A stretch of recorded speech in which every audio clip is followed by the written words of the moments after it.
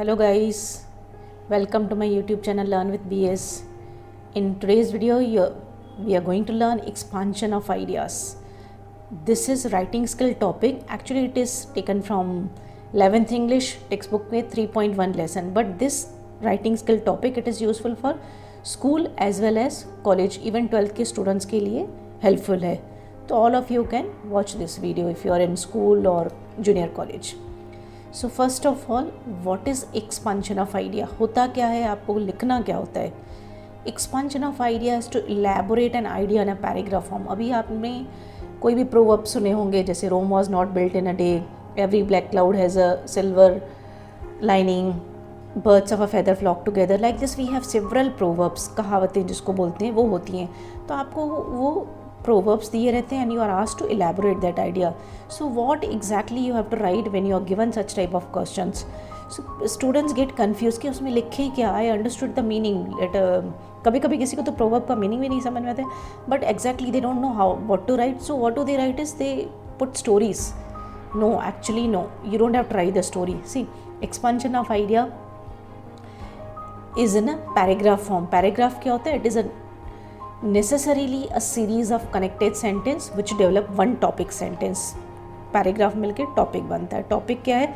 It is a subject और proposition और statement expressed in a sentence.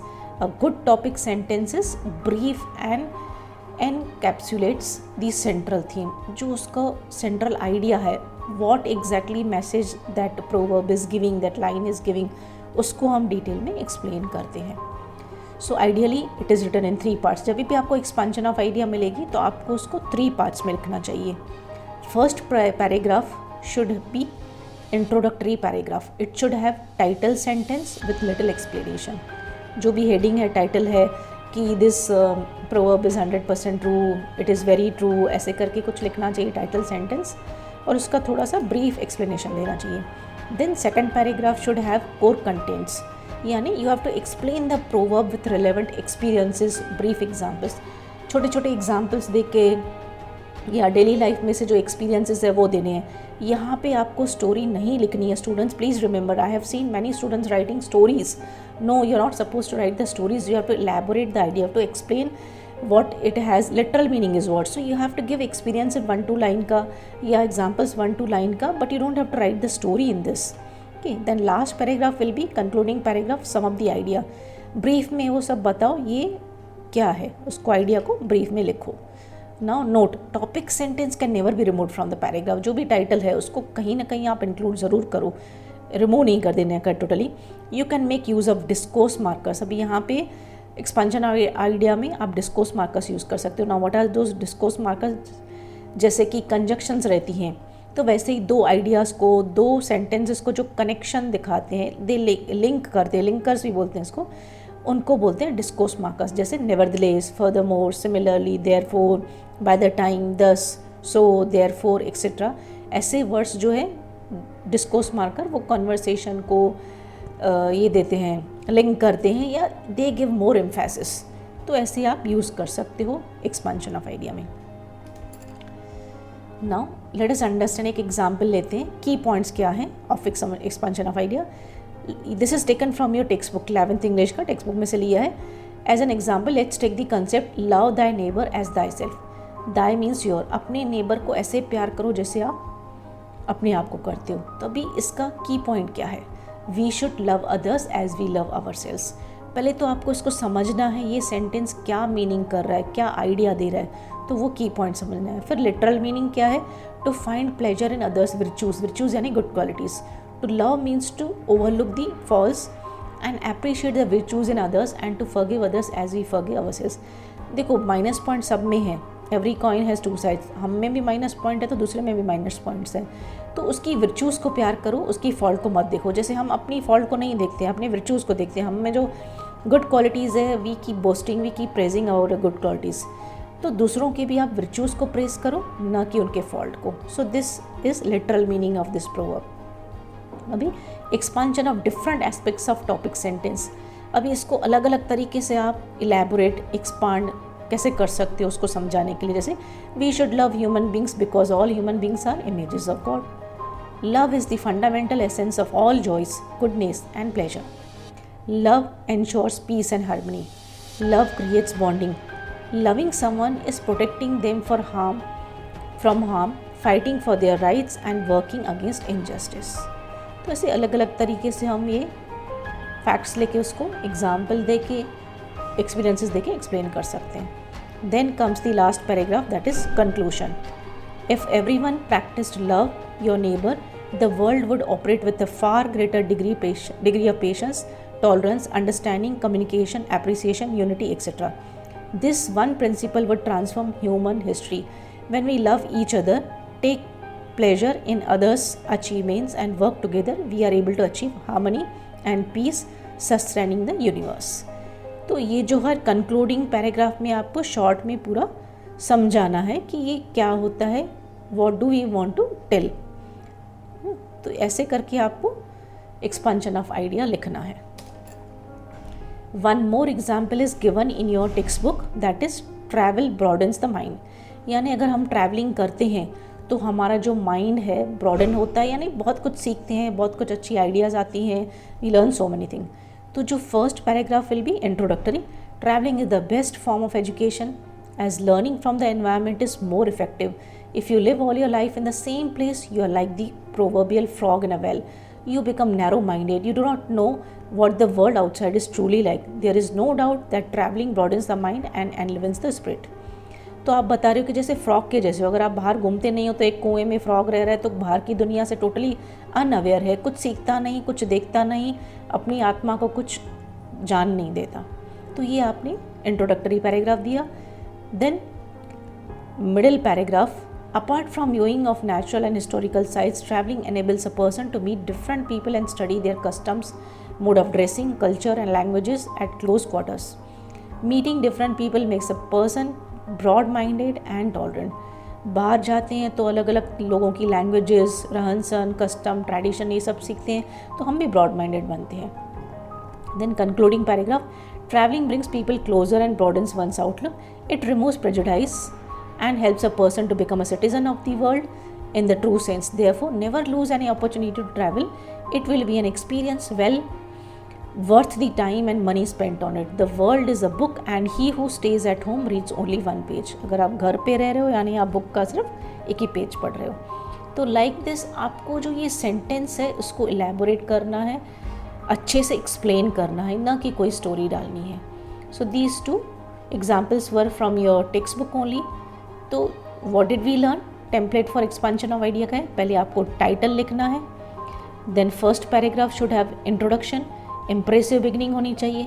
Second paragraph जो है middle one, it should focus on the words, interpretations and evaluation of ideas.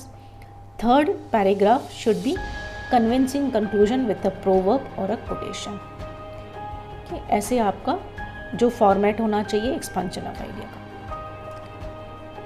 अभी आपके text book में ये जो है, you are given this question, expand the idea inherent in the following proverbs. Page number 100 पे आपको ये प्रैक्टिस के लिए 5 प्रोवर्ब्स दिए हैं, उसकी आइडिया आपको एक्सपांड करनी है. A bad workman blames his tool, one should eat to live not live to eat.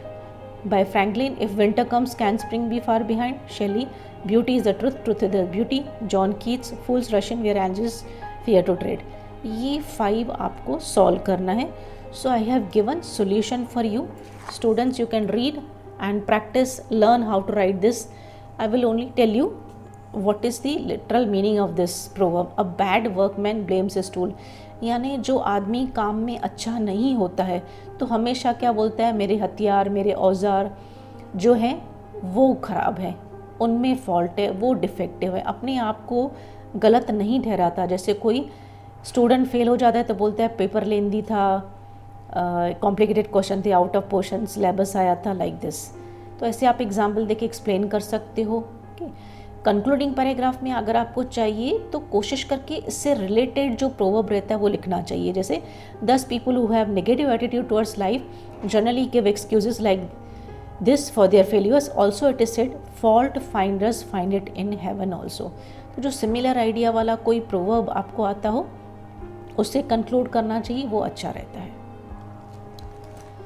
Second जो था आपका one should eat to live, not live to eat. आपको जो खाना खा रहे हो जीने के लिए, यानी जीने के लिए हमको जितना खाना ज़रूरी है उतना ही खाना चाहिए, न कि खाने के लिए जीना है, यानी सारा दिन खाते रहना है, बस ऐसे नहीं, जो ज़रूरी है उतना ही खाना है। तो वो आपको आइडिया एलैबोरेट करना है। जैसे लास्ट में से कंक्लूड कैसे किया, too much of anything is good for nothing. बहुत कोई भी चीज़ को आप हद से ज़्यादा मत करो, जैसे हद से ज़्यादा खाओ भी मत, हद से ज़्यादा घूमो मत, हद से ज़्यादा काम भी मत करो। तो वैसे ही ज़्यादा भी खाना हेल्थ के अच्छा नहीं है, या तो ऐसे भी लिख सकते हो हेल्थ इज़ वेल्थ। अगर उसको मेडिसिन करके अगर आप खाओगे जवानी में तो लास्ट में ओल्ड एज में मेडिसिन लेने की ज़रूरत नहीं पड़ेगी। ऐसे करके आपको इसको एक्सप्लेन करना है। I have given answers to you. If winter comes can spring be far behind. अभी इसका अगर मीनिंग ही नहीं आएगा आपको प्रोवर्ब को, तो you will not be able to elaborate. So try to learn as many proverbs as possible and get the meaning. अभी जैसे विंटर कम्स, अगर ठंडी आती है तो लोगों को बहुत लगता है कि बहुत ठंड है, ये हो जाते हैं, डरने लगते हैं। तो उसका मतलब क्या है कि विंटर आई है तो उसके बाद स्प्रिंग भी आएगी, यानी हमारे पास अगर कुछ प्रॉब्लम है तो उसके बाद हैप्पीनेस भी आएगा। हमेशा ही हमारे पास ख़राब दिन, दुख के दिन नहीं होंगे, खुशी के दिन भी आएंगे। तो ऐसे उसको आपको एक्सप्लेन करना है। विंटर आया है तो आप टेंशन मत लो, स्प्रिंग भी पीछे पीछे आएगा, वो हमेशा नहीं रहेगा विंटर। सन आया है तो सनसेट भी हो जाएगा, सनसेट हो गया, आप डर रहे हो तो सनराइज़ भी होगा। डे है तो नाइट भी होगी, नाइट है तो डे भी होगा। तो ऐसे सोचना है। तो let's be optimistic in life and don't get scared of problems because every cloud has a silver lining. तो उसके सिमिलर जो है कि क्लाउड डार्क होता है पर उसको भी सिल्वर लाइनिंग है, तो थिंक पॉजिटिव। तो उसके सिमिलर आइडिया वाला मैंने प्रोवर्ब यहाँ पे लिखा है, उसे एंड किया है। Then we have beauty is truth, truth is beauty. अगर जो ब्यूटी, कोई भी चीज़ ब्यूटीफुल है तो वो सच है, बट सच खुद एक ब्यूटीफुल चीज़ है। अगर आप सच बोलते हो तो यानी आप ब्यूटी रखते हो अपने पास और उसको बोलने की शक्ति रखते हो। कि जैसे ये जो था a thing of beauty is a joy for ever, ऐसे करके प्रोवर्ब से हमने उसको एंड किया, उसको एलैबोरेट किया, एक्सप्लेन किया। Then last example which is asked in your text book is fools rush in where angels fear to tread. यानी बेवकूफ़ लोग वहाँ पे आ जाते हैं जहाँ पे अच्छे खासे पढ़े लिखे लोग भी जो हैं आने को डरते हैं, कदम रखने को डरते हैं, वहाँ पे पागल आ जाते हैं। यानी कि बिना सोचे समझे हम लोग कदम बढ़ाते हैं। जैसे वो बोलते हैं ना, look before you leave, jump मारने से पहले आप देखो। तो सयाने लोग सोचते हैं कदम रखने को, पर बेवकूफ़ लोग हैं जो आ जाते हैं। So these all 5 examples I have solved for you. You can practice reading and writing at home. So thank you for watching this video. I hope this video was useful to you. If you like this video, you can press the like button, subscribe to my channel, and also you can visit to my YouTube channel Learn with BS for more videos.